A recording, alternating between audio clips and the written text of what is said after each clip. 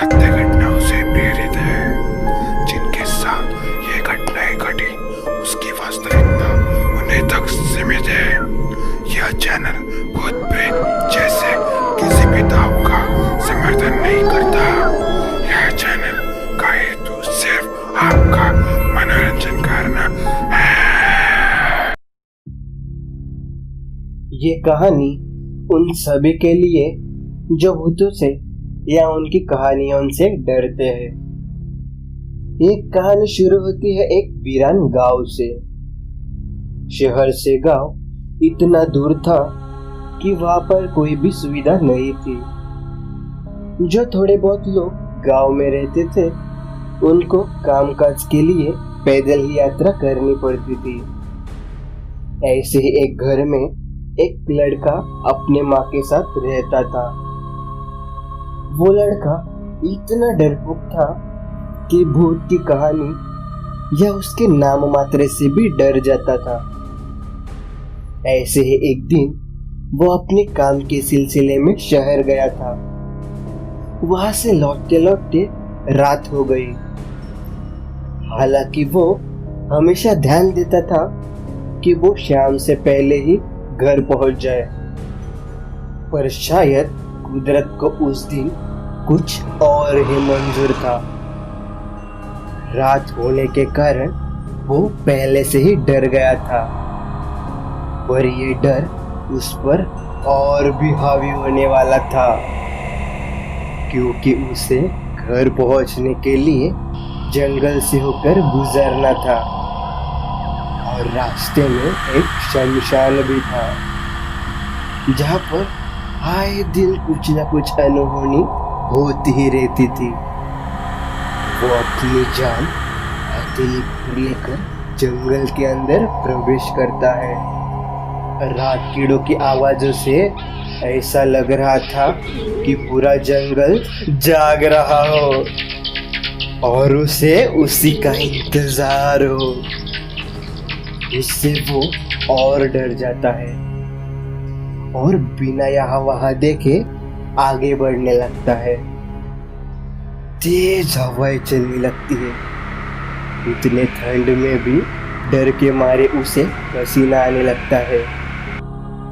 अकेले होने के कारण ना चाहते हुए भी उसे बुरे बुरे ख्यालात आने लगते हैं।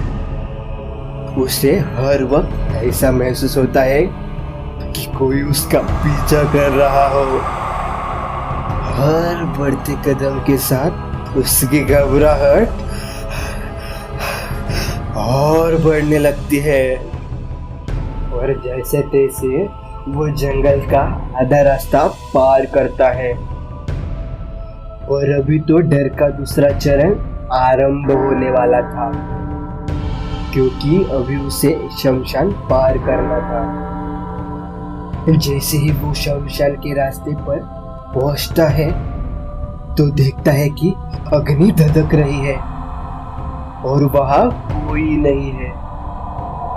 ये देखकर उसकी बची कुछ हिम्मत भी टूटने लगती है, पर घर तो जाना ही था, इसीलिए वो बिना यहाँ वहां देखे आगे बढ़ने लगता है, मानो कि कोई जिंदा लाश चल रही हो।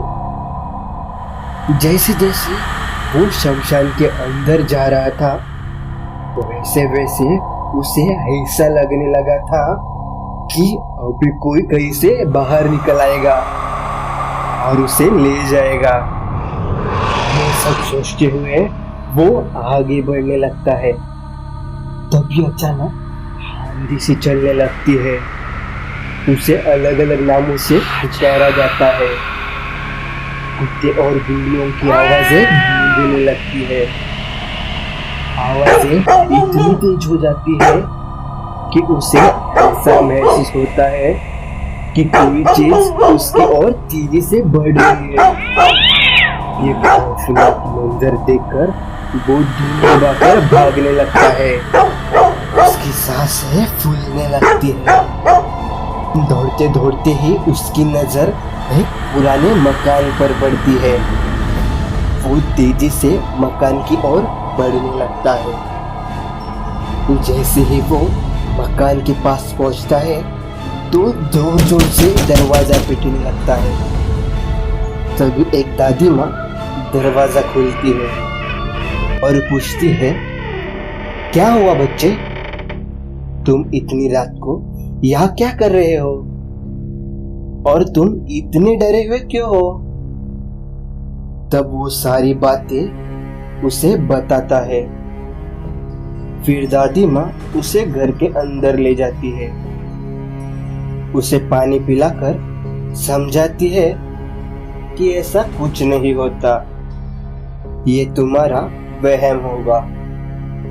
अभी तुम मुझे ही देख लो, मैं इस जंगल में बरसों से अकेले ही रहती हूँ, पर अभी तक मुझे ऐसा कुछ महसूस नहीं हुआ। तुम्हें डरने की कोई जरूरत नहीं, इस घर में तुम सुरक्षित हो। रात काफी हो गई है, ऐसा करो आज की रात तुम यहीं रुक जाओ और सुबह होते ही अपने घर चले जाना। ये बोलकर दादी रसोई में चली जाती है और उसके लिए कुछ खाने का इंतजाम करती है। फिर दादी कहती है, ऊपर का एक कमरा खाली है, चाहो तो तुम वहां रह सकते हो। फिर लड़का कहता है, दादी माँ, आपने मेरे लिए जो कुछ भी किया उसके लिए मैं आपका शुक्रगुजार हूँ। ये बोलकर वो सोने चले जाता है और दादी भी अपने कमरे में चली जाती है। ऊपर के कमरे में एक खिड़की थी और उसके बाजू में ही एक चारपाई जिस पर वो सो रहा था। थोड़ी देर बाद अचानक से खिड़की जोरों से खुल जाती है, जिसकी वजह से वो जाग जाता है। उसे लगता है शायद हवा से खुली होगी और फिर से वो सोने की कोशिश करता है। उसके बाद उसे फड़फड़ाने की आवाजें सुनाई देती है, जिसे वो नजरअंदाज करता है, पर वो आवाज बढ़ती ही जाती है। आवाजें कहां से आ रही है ये देखने के लिए वो खिड़की से नीचे झांकता है।